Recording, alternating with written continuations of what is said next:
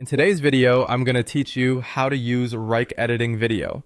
By the end, you'll know exactly how to attach a video to a Wrike item and use Wrike's built-in review tools to leave clear, time-stamped feedback. First, open Wrike and head to the workspace where your project lives.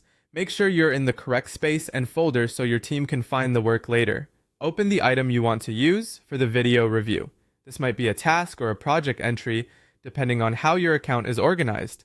Give the item a clear, descriptive name. A simple example is video, but it's even better to include context, like video edit, campaign teaser. Consistent titles make searches and reports much easier down the line.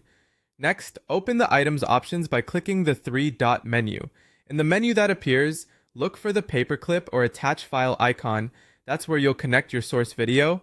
Click it and choose where your video is coming from. You can upload from your computer or link from an external service. If you're using an online source like YouTube, choose that option. When linking a hosted video, paste the full URL into the field provided. Double check that the link is accessible to your team. If the video is private, share settings may need to be adjusted on the hosting platform so Wrike can display it properly. Once the link is in, click Add Video to attach it to the item. Then click Send to confirm and post the attachment to the item's stream. You'll see the video appear in the item ready for review. Now the editing and feedback process can begin. Click the video thumbnail to open it in Wrike's viewer. From here, you can play through, pause at any frame, and start marking up. Use the drawing tools to circle areas on the video, add arrows or highlight issues directly on the frame. Type comments to explain what you're suggesting and be as specific as possible. Noting timestamps or pausing at the exact frame helps your editor act fast and accurately.